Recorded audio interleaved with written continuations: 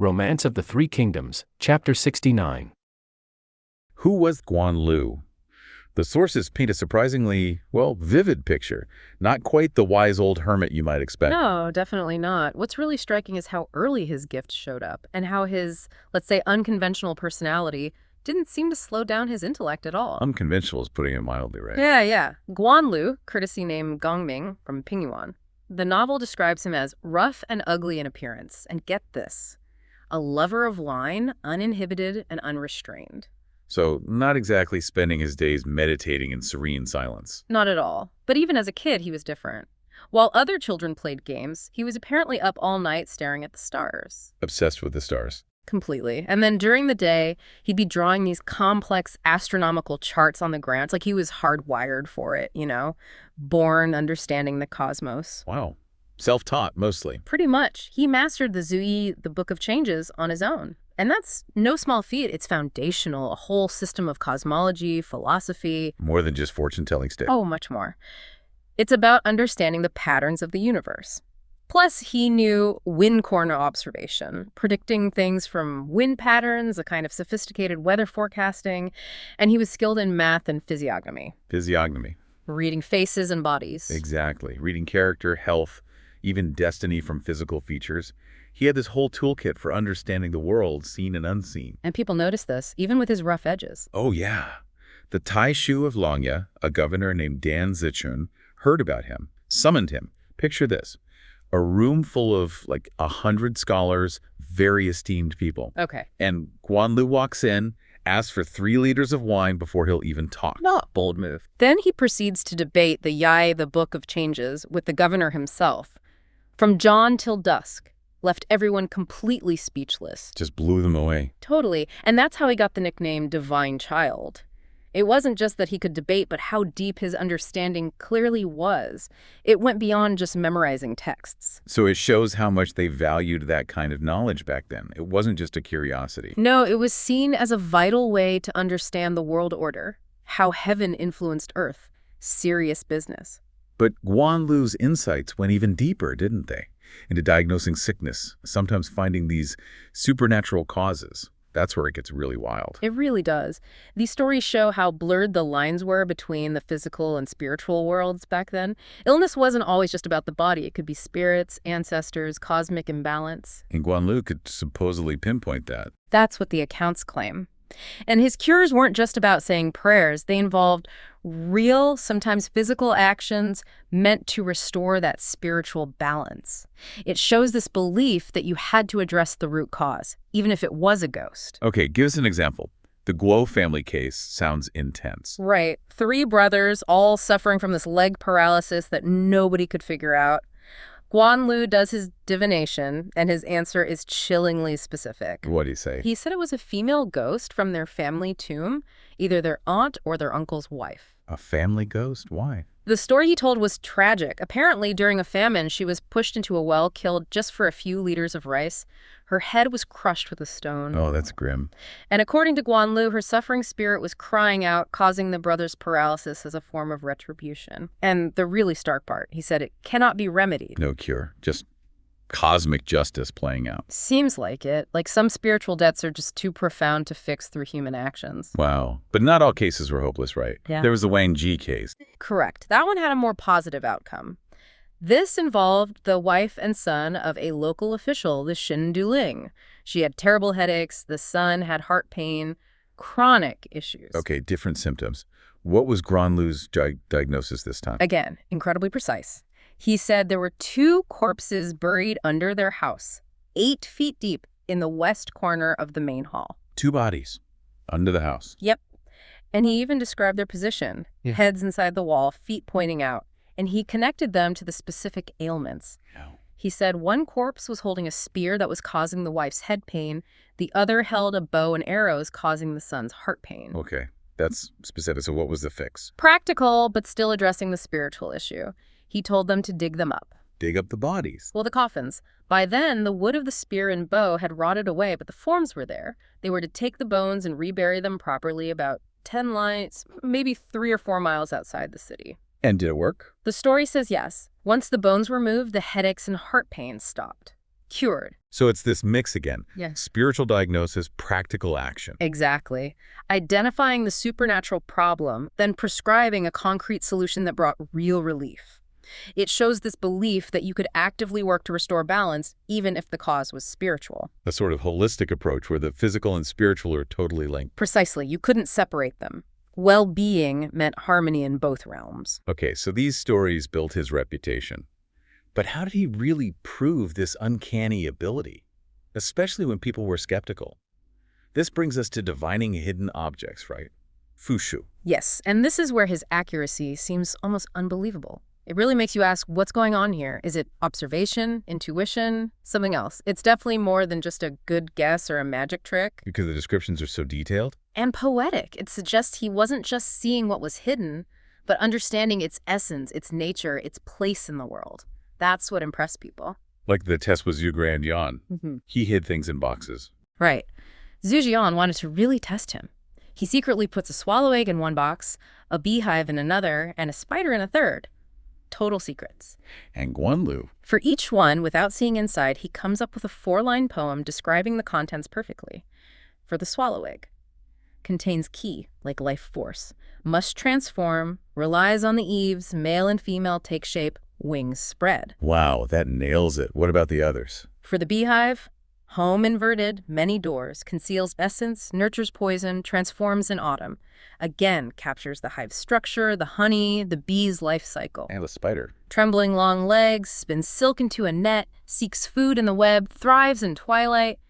It's uncanny, not just naming it, but describing its behavior and nature. You can see why people were amazed. That level of detail is stunning. Absolutely. And it wasn't a one-off. There's another story about an old woman whose cow was stolen. Right, you mentioned that earlier. Guanlu divined its location instantly. North Creek, 7 people slaughtering, hurry, skin, and meat remain. She rushes there, finds them, and reports it to the Taisho, Luqi. And he was skeptical at first. Yes, initially. So Luqi decides to test Guanlu himself. He hides 2 things, his official seal bag and a wild pheasant feather. Another hidden object test. Exactly. And Guanlu, again, nails it with poetry. For the seal bag. Inner square, outer round, 5 colors form patterns, contains treasure, guards trust, issues with regulations, perfect description of its form and function. Incredible. And the feather. Lofty bird, brocade body, vermilion clothes, black and yellow wings, crows without missing dawn. He even got the crowing at dawn part for a pheasant. Amazing. The Taisho was completely won over. Treated him like an honored guest after that.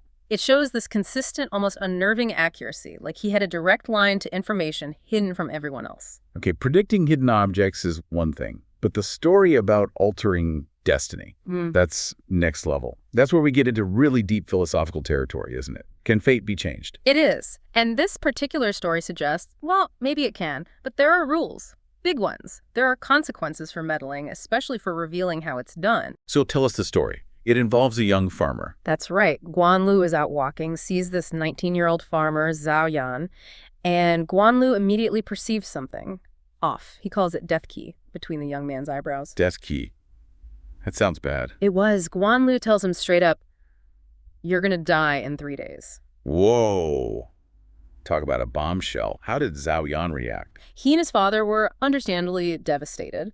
The father begs Guanlu for help, pleads with him. Did Guanli have a plan? He was moved by their desperation. He gave Zhao Yan very specific, almost ritualistic instructions. He had to take a bottle of good, clean wine and some deer jerky. Okay, provisions. And go to South Mountain Dimension, find a big pine tree. Under it, he'd see 2 men playing chess on a flat rock. 2 men playing chess. Who were they? Guanlu described them. One facing south, wearing white robes, kind of ugly. The other facing north, red robes, very handsome. Specific descriptions. What was Zhao Yan supposed to do? This was key. He had to wait until they were totally absorbed in their game, then quietly offer them the wine and jerky. Serve them respectfully. And after they ate? Then, and only then, he was to fall to the ground, cry, bow, and beg them to grant him a longer life. But, and this was crucial, he absolutely could not mention that Guanlu had sent him or told him what to do. He had to make it look like his own spontaneous plea. Exactly. So Zhao Yan does exactly as he's told. Finds the mountain, the tree, the men playing chess, offers the food and wine while they're deep in the game. Did they accept it? Yes. They were so focused on the game, they just took it and consumed it without really looking up. Then, when they finish, Zhao Yan throws himself down, weeping and begging for his life. How did the chess players react? They were startled. The man in red apparently looked at the man in white and said something like, "This must be Guan Lu's doing." Then he asked the man in white, who seemed to have some kind of record book, to check Zhao Yan's lifespan. And what did the book say? It said 19 years. His time was indeed up. So is that it? No, this is the incredible part. The man in red took the book, took a brush, and right there on the record changed the number 19. He added a stroke to make it 99. He just rewrote his lifespan from 19 to 99. Just like that.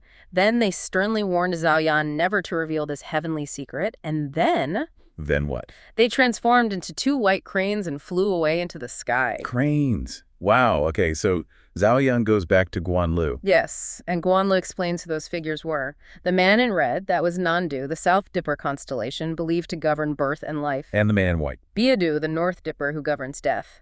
Guan Lu reassures Zhao Yan that his lifespan is now fixed at 99 years. That is just an incredible story. Touches on fate, divine power, the danger of knowing too much. Exactly. That phrase, heavenly secrets, is key. It implies some knowledge isn't meant for humans, or at least revealing it carries a heavy burden. It's like messing with the universe's operating system, may be possible, but incredibly risky. So Guan Lu could advise farmers, but he also rubbed shoulders with the most powerful man around, Cao Cao.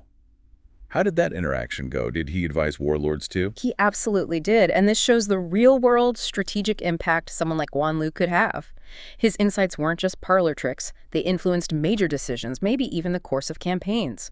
For warlords like Cao Cao, facing constant uncertainty, someone who could offer reliable foresight was invaluable. So how did they meet? Cao Cao was sick. Yes, the story goes Cao Cao was suffering from an illness, apparently brought on by a disturbing vision. He'd had something about corpses rising up. He was troubled, physically unwell. He hears about Guan Lu's reputation and summons him. Was Guan Lu intimidated? Doesn't seem like it. He listened to Cao Cao's problem and then just calmly dismissed the vision as phantom art. Basically told him it wasn't real, just tricks of the mind or spirit. And that worked? Apparently, yes.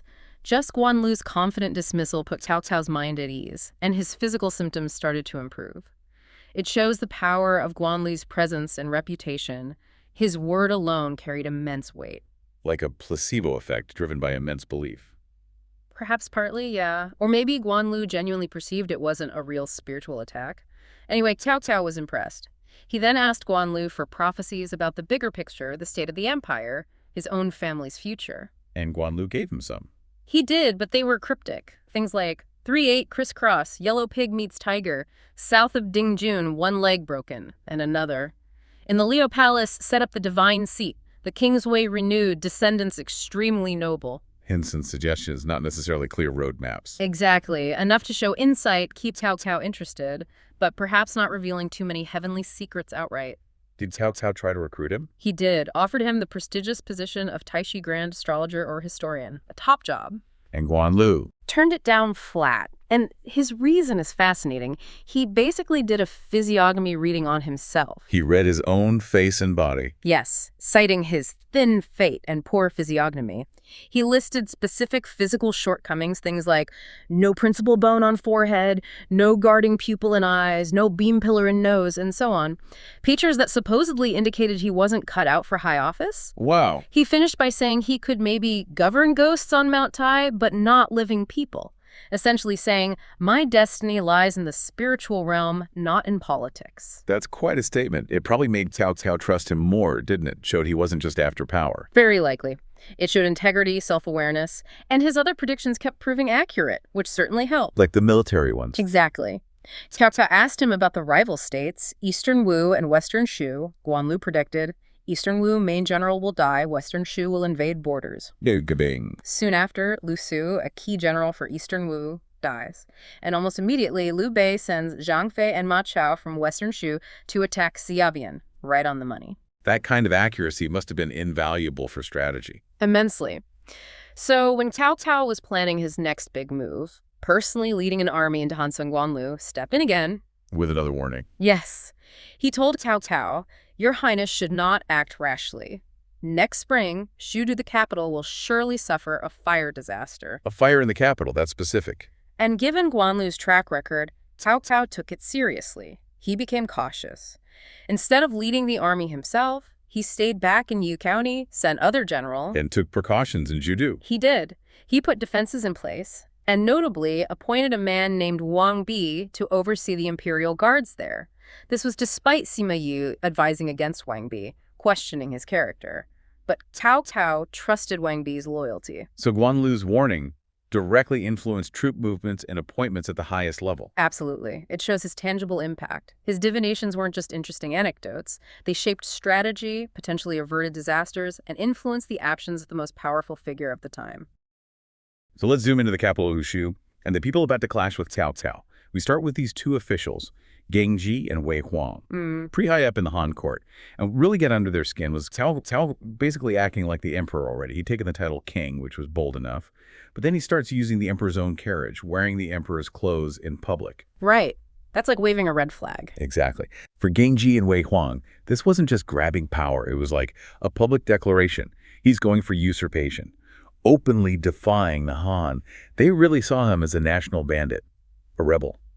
So, feeling this way, they start looking around for allies, others who felt the same, and they land on Jin Yi. He's got this impressive family background, descendant of a famous Han minister, Jin Midi. Which adds weight, right? Legitimacy.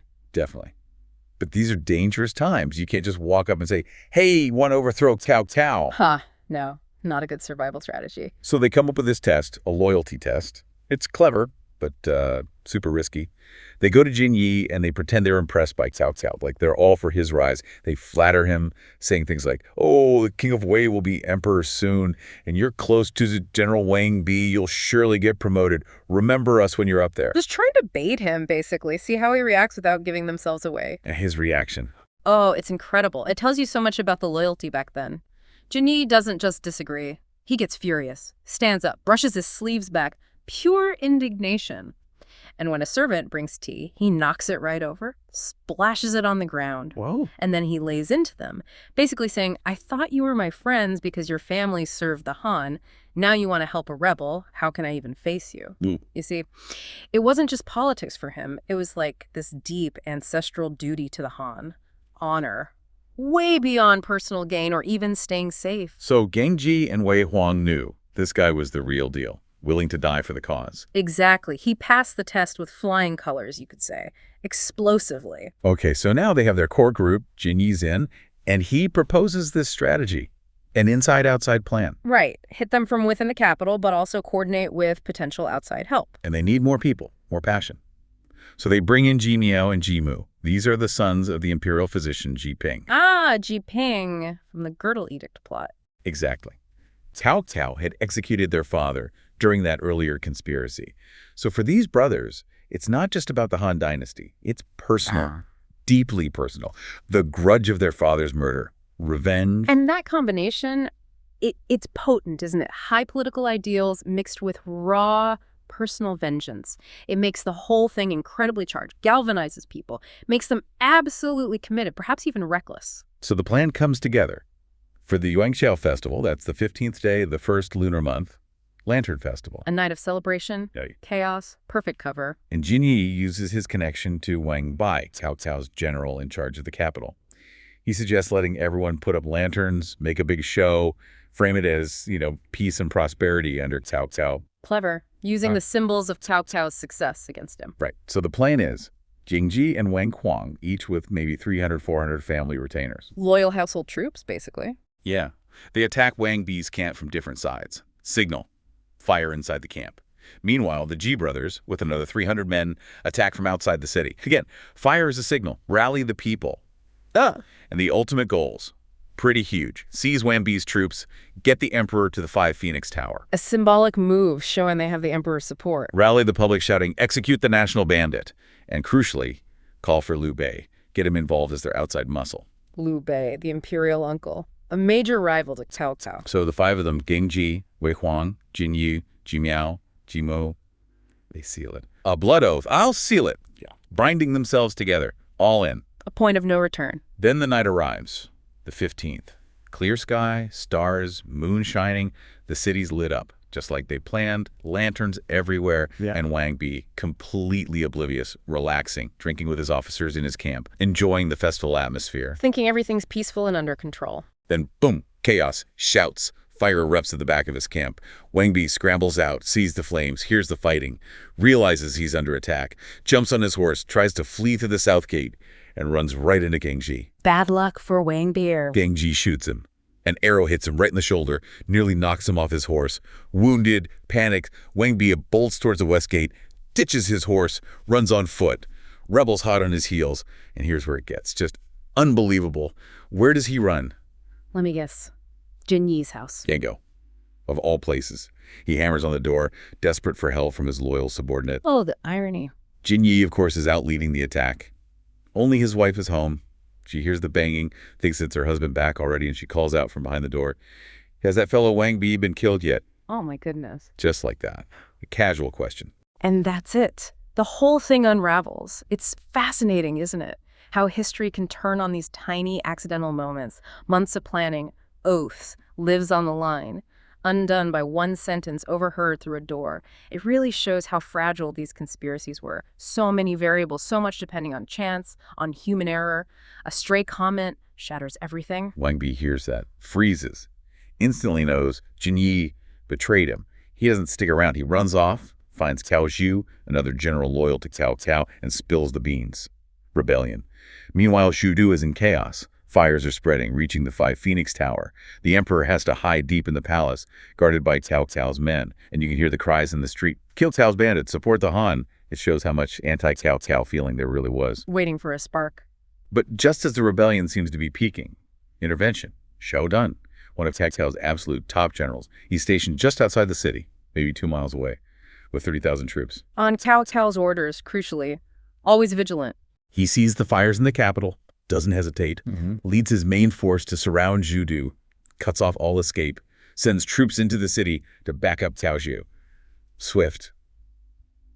Decisive. And that really highlights Cao Cao's strategic thinking, doesn't it? Not just fighting wars, but maintaining control. Having that kind of force ready right there. It's like a built-in kill switch for any uprising. Shows his ruthlessness, his preparedness. He was always thinking ahead. The rebellion just gets crushed. Jin Yi, the Ji brothers, killed fighting. Gengji and Wei Huang try to break out, but Xiao Dun's cordon gets them. Captured. The end of the line for them. And Cao Cao's response. It's brutal. Just utterly ruthless. He orders Gengji, Wei Huang, and their entire clans executed. 5 whole families. Wiped out in the marketplace. Not just the conspirators, but everyone connected to them. Collective punishment on a massive scale. Gengji goes down defiant, cursing Cao Cao as a bandit, vowing to become a ghost to haunt him, even as they silence him. Wei Huang, too, dies in fury. But Cao Cao isn't finished. He stages this. Chilling flag test back in Yi County. Gathers all the officials from Xu Du. Sets up 2 flags, red and white. Says, okay, if you help put out the fire, stand under the red flag. If you didn't, white flag. It's a psychological trap. Totally. Most officials rush to the red flag, thinking, right, I helped, I get rewarded. Maybe 2/3 go red. And that public display of cruelty.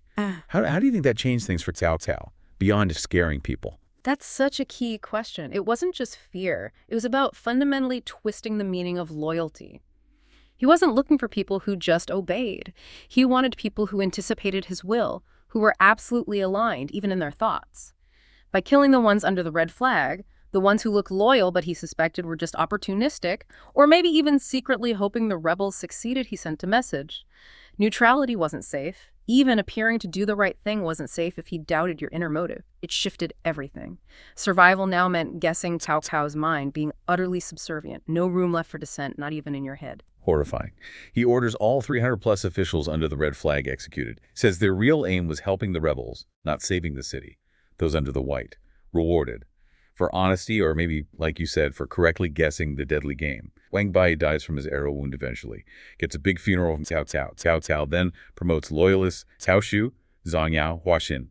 Creates new ranks of nobility. Solidifies his grip completely. And he remembers the prophecy, right? Guanlu's warning about fire. Rewards the diviner. Shows he paid attention to those things too. So while Cao Cao is busy purging his capital with an iron fist, things aren't exactly quiet elsewhere, are they? This wasn't his only headache. Not at all. Consolidating power meant fighting on multiple fronts. Let's shift focus to Hanzong. Okay, different theater of war. Hanzong region. Strategic gateway. Here we've got Cao Cao's generals, Cao Hong, Zhang He, Xiao Yuan, facing Liu Bei's side. The famous Zhang Fei, Lei Tong, Ma Chao. And Ma Chao has Wulan leading his vanguard. The clash of titans brewing there, too. So first contact, Wulan's vanguard meets Cao Hong's army. Wulan's actually cautious, wants to pull back. But his deputy Ren Kui, he's eager for a fight. Hot-headed. Yeah, argues they need to hit first or they'll look bad in front of Ma Chao. So Ren Kui charges out against orders, challenges Cao Hong. Not usually a good idea to challenge a veteran like Cao Hong impulsively. Nope. Cao Hong takes him down fast. 3 bouts, the text says. Ren Kui is killed. Cao Hong presses the attack. Wulan's forces are routed. Wulan retreats. But Ma Chao's reaction is what's really interesting here. He doesn't just rage about the defeat, he shows real discipline. He chews out Wulan for fighting without orders, yes, but then he immediately orders his troops to dig in, hold the strategic passes, wait for orders from Chengdu. It's such a contrast to Ren Kui's rashness. Controlled strategic leadership, patience, knowing when not to fight. Meanwhile, Cao Hong, despite winning, gets cautious. He pulls back to Nanchang. Partly because Ma Chao isn't doing anything, which makes him suspicious. Is it a trap? Yeah. But also, he's spooked by that prophecy. Guan Lu's warning about a great general falling in this area. It's weighing on his mind. Interesting how even seasoned generals could be swayed by superstition or omens. But this caution drives Zhang. It's Well, Zhang. He is known for being brilliant, but also arrogant. extremely arrogant at times. He basically mocks Cao Hong. You fought your whole life, General. Why listen to a fortune teller now?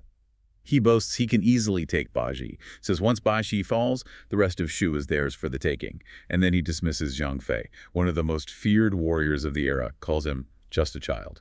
Oof. That's textbook hubris, underestimating your enemy, especially that enemy. It's a classic setup in these stories, isn't it? Overconfidence leading to potential disaster. History is full of it. Zhang, he's dismissing both caution and a legendary opponent. Dangerous mix. Totally. Cao Hong is clearly uneasy, but he lets Zhang go. On one condition, Zhang, he has to sign a document. Basically, if I screw up, I accept the consequences. Military punishment. Putting it in writing, setting the stage for what comes next. Exactly. As the saying goes, proud soldiers often lose. Underestimating the enemy rarely wins.